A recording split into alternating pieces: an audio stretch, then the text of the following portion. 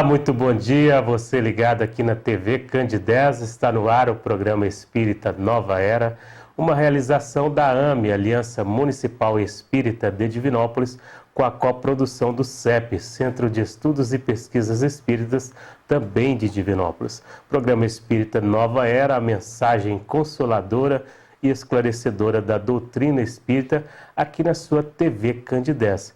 Recebendo hoje nossa amiga Gisele Eleutério. Ela é professora e também é companheira de ideal espírita, palestrante, amiga aqui de Divinópolis. Bom dia, Gisele. Bom dia. É sempre uma alegria recebê-la, estar conosco nos nossos estudos, nos nossos bate-papos. Muito obrigada pelo convite. Bom, iremos conversar hoje sobre a passagem do Evangelho Bem-aventurados os pobres de espírito. Discorrer sobre o conhecimento da doutrina espírita, como ele pode facilitar a compreender este ensinamento grandioso do nosso Mestre Jesus. Gisele, o que representa a pobreza de espírito? Quando a gente vai de encontro a essa bem-aventurança, né? Bem-aventurados, pobres de espírito, porque deles é o reino dos céus. Sim. A princípio, a primeira vez que a gente lê pobres de espírito, a gente tem uma interpretação de ser pobres de intelectualidade, de pouca inteligência, de pouca cultura, né? Mas, na verdade, quando se refere bem-aventurados os pobres de espírito, há uma referência a bem-aventurados os humildes e os simples, porque deles é o reino dos céus, né? E quando a gente vai estudar as bem-aventuranças, a gente sabe que as bem-aventuranças são norteadoras, são princípios de bem proceder, né? A gente sabe que as bem-aventuranças são qualidades, virtudes que a gente vai alcançando, né? Que a gente vai ao longo do tempo alcançando para alcançar esse reino dos céus, né? Então, bem-aventurados os simples e os humildes, porque alcançarão o reino dos céus. Né? Então, o pobre de espírito estaria, nesse sentido, vinculado à humildade e à simplicidade. Sendo assim, um dos primeiros ensinamentos do Sermão da Montanha, de fato é o primeiro ensinamento, bem-aventurados os pobres de espírito, porque deles eles herdarão o reino dos céus, no dizer do Cristo. A humildade, ela é pré-requisito para a conquista do reino dos céus, segundo a fala de Jesus. Por quê? Enquanto espíritas, né, a gente tem que nos pautar dentro da doutrina espírita. Então, nós temos 3 princípios básicos, né, que nós estudamos longamente, que são os 3 princípios da imortalidade da alma, né, nós somos espíritos imortais, da pluralidade das existências, né, a possibilidade de várias reencarnações ao longo desse processo evolutivo, e a pluralidade dos mundos. Nesse sentido, o processo evolutivo, além da gente pensar nesses 3 princípios da doutrina, a gente teria que pensar nas leis que regem esse processo evolutivo, que é a lei da igualdade. Então, todos nós somos simples e ignorantes, nascemos simples e ignorantes. A lei da liberdade, do livre-arbítrio, né? E a lei da justiça e do amor em relação à misericórdia divina. Por que é importante a gente entender isso? Porque quando a gente entende a pluralidade dos mundos, a gente vai entender que a gente está num mundo de provas e expiações.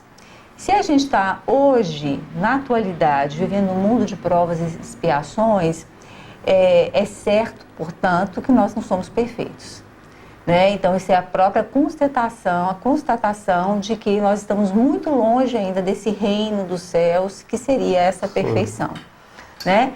Então, o primeiro passo, quando a gente fala da humildade, a primeira bem-aventurança, é exatamente porque a humildade, ela é a chave desse processo evolutivo. Sim. Porque eu só consigo entrar nesse processo evolutivo, iniciar esse processo de mudança, de transformação, a partir do momento que eu me percebo e me conscientizo da minha imperfeição. A partir do momento que eu entendo a minha imperfeição, que eu entendo que eu estou muito longe disso por causa, né, do mundo atual que eu estou vivendo, eu consigo galgar esse processo evolutivo, né? Então, a gente tem a humildade, ela seria essa chave, e além disso tudo, de ser a chave, ela é a matriz primeira de todas as outras virtudes. É como se ela fosse o alicerce para todas as demais bem-aventuranças, né? Por isso ela é a primeira, porque a gente só consegue vivenciar um processo evolutivo, a gente só consegue outras virtudes a partir da humildade. Sim, a humildade ela respeita o homem não pelos seus haveres, mas por suas reais virtudes, né? Com certeza. Né? Assim, a pobreza de paixões e também de vício é a que deve amparar o viajor que busca sinceramente essa perfeição. Então, essa introspecção de avaliar de fato as suas características, buscar na virtude esse entendimento de o que é vir a ser pobre de espírito, como Jesus nos coloca, é de grandiosa valia para todos que buscam a sua melhora contínua, não é verdade? Com certeza. E outra coisa importante que a gente tem que pensar é que, além dela ser a chave, né, a matriz básica desse processo e das demais virtudes, ela tem um ponto que eu acho fundamental, que é a questão de nos aproximar do outro. Sim. Né? A partir do momento que eu, né, com a minha humildade, com a minha simplicidade, eu consigo entender meu processo social. Eu vivo em sociedade, eu preciso do outro, né? E abre duas possibilidades, que é eu me conscientizando da minha imperfeição, eu consigo entender que o outro também é imperfeito, que o outro também tem dificuldades quanto às minhas, que o outro tem limitações, né? E aí abre para a possibilidade da paciência, da tolerância, da compreensão da dificuldade alheia, né? Compaixão ao próximo. A compaixão. E de outra partida, eu tomo consciência do quanto o outro é importante para mim, né? Porque é exatamente nessa minha relação com o outro é que eu consigo me completar, tomar consciência dessa minha dificuldade, que eu posso recorrer ao outro para ser uma pessoa melhor. E ainda tem outro ponto da humildade que eu acho que também é muito interessante da gente pensar, é o quanto que ela é libertadora. Porque se eu me considero, se eu tenho a consciência da minha imperfeição, eu consigo respeitar mais os meus limites. Né? Então eu respeito o meu limite, eu consigo falar, nesse momento eu não consigo, nesse momento eu não dou conta, nesse momento eu preciso da ajuda de um outro. E aí, né, vai ficando cada vez mais claro quanto que essa humildade, sem dúvida, é a mais importante para a gente, uma das virtudes mais importantes para a gente buscar no nosso dia a dia. Para vencer as dificuldades também e ir colocando em prática o fazer ao outro aquilo que gostaríamos que de fato nos fosse feito, né? Com certeza. Gisele, ser humilde então é ser precisamente o quê? Ou seja, como a humildade se manifesta?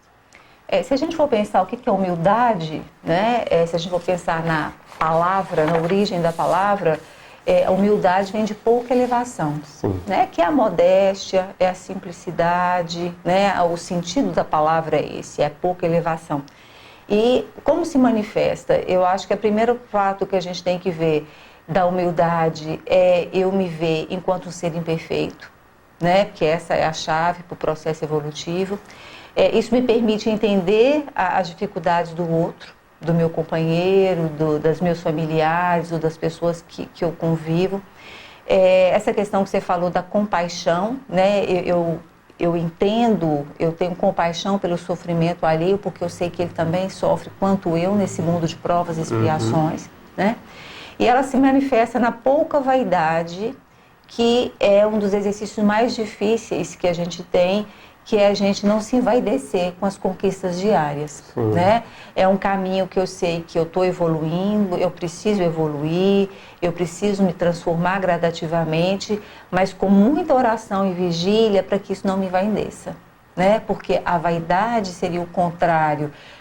Quando a gente fala pouca elevação, se eu me envaideço, eu me orgulho e eu acabo fazendo o contrário, né? Eu acabo me elevando além, né, do que deveria. Justamente nesse ensinamento tão grandioso que Jesus coloca, que aquele que se exaltar será humilhado, né? E aquele que se rebaixar, ou seja, aquele que entender tudo isso será exaltado. É um processo assim de busca realmente para buscar esta perfeição, né? Quando compreender a dor do outro, ter compaixão de fato, essa humildade brota em si, dentro do ser, né, Gisele? Sem dúvida. Bom, para você que sintonizou agora na TV Candidez, estamos apresentando o programa Espírita Nova Era, uma realização da AME, Aliança Municipal Espírita de Divinópolis, com a coprodução do CEP, Centro de Estudos e Pesquisas Espíritas, também de Divinópolis. A mensagem consoladora da doutrina espírita aqui na sua TV, todos os sábados às 9h30 da manhã, com reprise toda terça-feira às 7 horas da manhã, levando a você, onde esteja em casa, curtindo aqui este momento de bate-papo espírita da mensagem do Evangelho de Jesus para te esclarecer melhor. Hoje nós estamos conversando sobre o tema Bem-aventurados os pobres de espírito, uma passagem do Evangelho exemplificada por Jesus, e estamos abordando aqui como que o conhecimento da doutrina espírita auxilia na compreensão deste ensinamento importantíssimo. A nossa convidada de hoje é a Gisele Eleutério, ela é professora e também palestrante de Ideal Espírita. Gisele, quais as consequências e as causas da falta da humildade? Nós sabemos que a causa, né, a falta da humildade, a princípio, seria uma ignorância, né? Enquanto eu ignoro a minha imperfeição, eu ignoro as minhas dificuldades, então facilmente eu me vaideço, né? E o perigo da falta de humildade é exatamente o oposto dela, que é eu me elevar em relação aos demais, que é através do orgulho, né?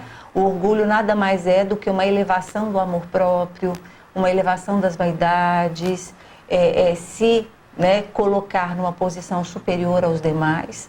E nós sabemos que uma das provas mais difíceis, o Livro dos Espíritos nos coloca isso, uma das provas mais difíceis são exatamente as provas que nos colocam nesse lugar de poder, né?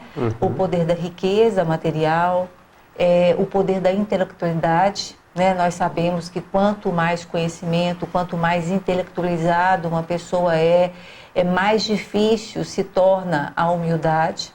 E também uma outra faceta que também é muito complicada para se transformar em orgulho são as representações sociais, políticas, né? Que a gente sabe que a pessoa que tem uma representação política, social, de uma representação de um grupo. Então, seriam essas três, né, vertentes que eu avalio como mais importantes para a gente pensar a questão do orgulho, que são esses lugares, essas posições que a pessoa ocupa temporariamente, né, que é a riqueza, a intelectualidade e o poder político, nesse sentido, que faz com que ofusque para essa pessoa as suas dificuldades. Ela é colocada num lugar, né? A gente acabou de falar aqui, então, que humildade é uma baixa elevação. Quando eu falo de um orgulho e quando eu falo desses lugares de destaque que algumas pessoas ocupam nessa atual existência, são lugares de alta elevação, né? Você vai imaginar uma pessoa que tem uma riqueza financeira muito boa, ou uma pessoa que tem um pós-doc super intelectualizado, uma pessoa que é político atualmente e que ele, de certa forma, ele se vê superior aos demais, né? É óbvio que eu não estou falando, nem nós podemos generalizar que toda pessoa rica, todo intelectual e todo político está nesse lugar. Mas são provas dificílimas, porque são lugares que colocam essa pessoa em pleno, né, orgulho, destaque. E isso acaba ofuscando as suas dificuldades, as suas imperfeições. E aí acaba que é exatamente o contrário do que a gente falou no início. Enquanto a humildade é a chave para o processo evolutivo, é a chave para as outras virtudes, as outras bem-aventuranças, o orgulho é o oposto disso. O orgulho fecha a pessoa nessa suposta perfeição, nessa suposta superioridade, né, que é irreal. Kardec coloca como as chagas da humanidade, né? O orgulho, o egoísmo, a vaidade. Isso, de fato, a pessoa se achar nessas condições, na hora que ter que fazer uma reflexão mais profunda, vai ver que perdeu muito tempo também, né? E sem dúvida, o próprio Livro dos Espíritos fala, é uma das provas mais difíceis mesmo, porque você acaba na ilusão daquela superioridade, você se vê numa condição de destaque, né? Colocada pela sua atual situação nessa reencarnação, mas que isso vai ter um preço muito caro no sentido de retardar esse processo evolutivo, de você realmente se haver com as suas dificuldades, com as suas limitações. E se eu sou o dono da verdade, se eu sei de tudo, se eu, né, sou todo poderoso, que é assim que o orgulhoso se sente, ele acaba se afastando das outras pessoas, porque as outras pessoas vão ser sempre inferiores a ele.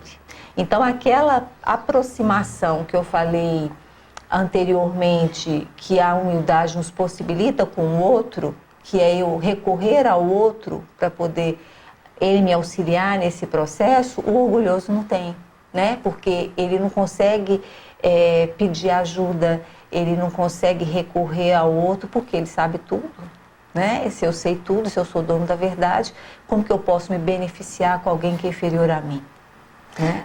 Importante, tem uma passagem no livro Cartas e Crônicas que o irmão X, o Humberto de Campos, ele coloca assim que justamente um palestrante de muito renome, vamos colocar assim, ele dava ali as suas palestras e tinha sempre um companheiro que vinha para assistir as palestras, né?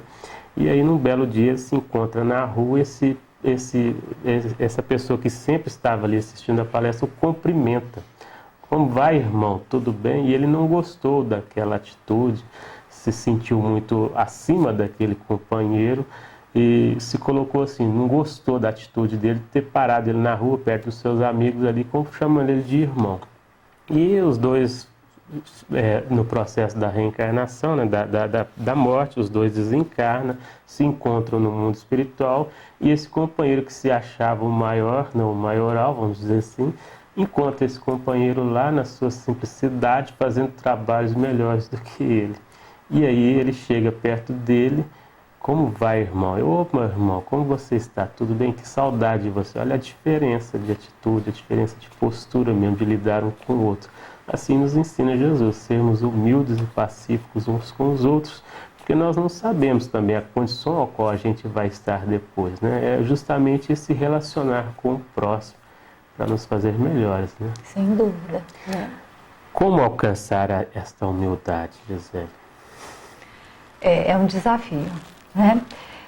Para todos os ouvintes, e eu acho que para a população de uma forma geral, um livro que eu indico sempre, que eu acho que é fantástico, eu já li 3 vezes, e que fala um pouco para a gente sobre esse processo de alcançar a humildade, é Paulo Estevão.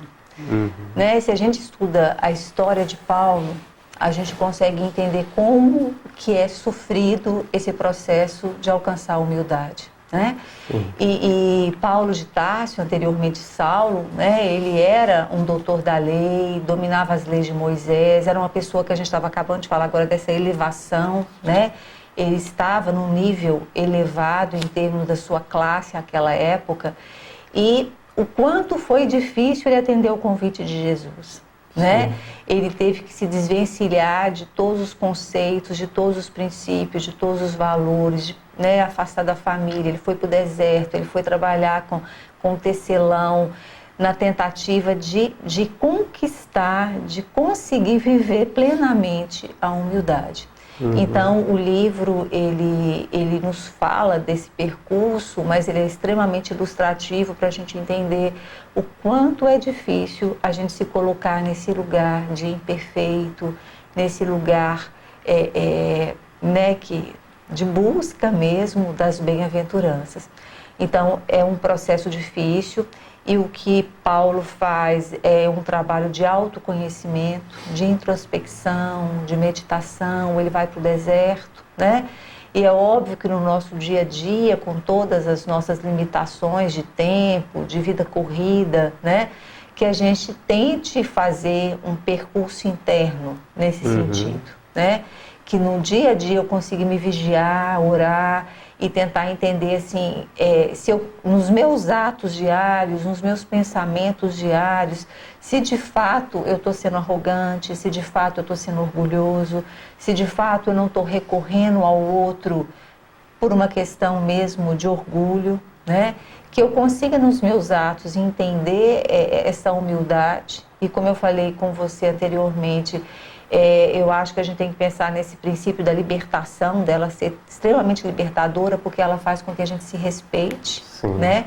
Então eu acho que a gente vai conquistá-la assim, respeitando, entendendo que a gente está no processo evolutivo, que a gente se encontra atualmente no mundo de provas e expiações, que de fato as coisas não são fáceis, de fato eu não sou imperfeito, e aí eu me respeito, eu respeito o outro, né? Eu consigo entender que nós estamos juntos nesse processo, eu consigo auxiliar o outro a partir do momento, e também solicito ajuda. Então a gente vai conquistando essa virtude, a gente sabe que virtudes são conquistadas ao longo de muitas reencarnações, né? Quando eu falei dos 3 princípios básicos, nós não podemos deixar de pensar nessa benevolência, nessa misericórdia divina que nos dá a possibilidade de várias reencarnações. E a gente sabe que a gente não vai conquistar as bem-aventuranças numa única, né? A gente sabe que é um processo longo, que é um processo difícil, mas que é um processo diário.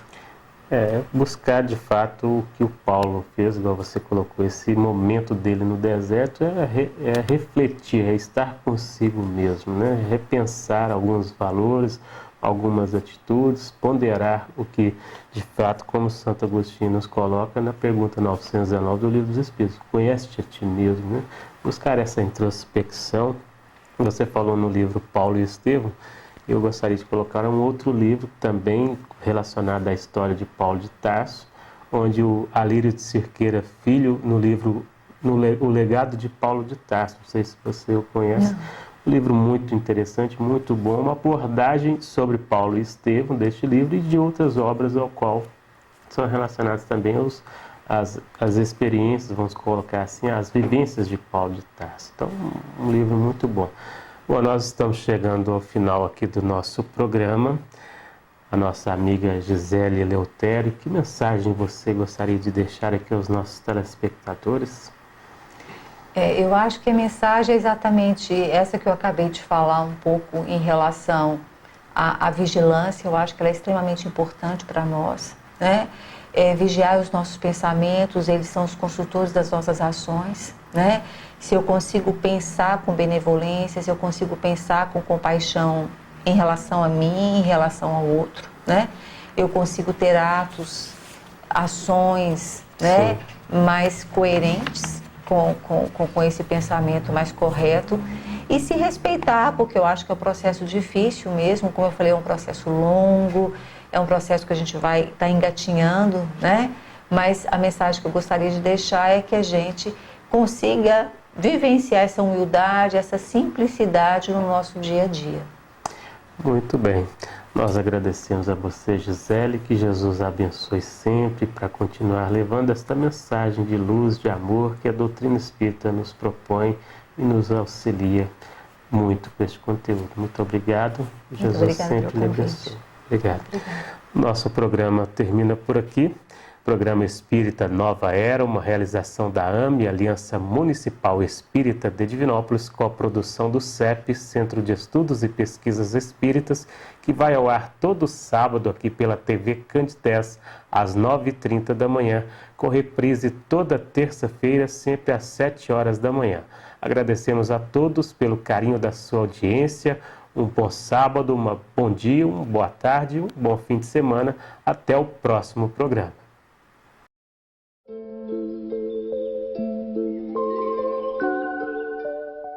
Paciência em ti. Sinal evidente de desequilíbrio emocional é a irritação. A paciência, por sua vez, reflete a tranquilidade íntima, que se assenta na irrestrita confiança nos desígnios de Deus.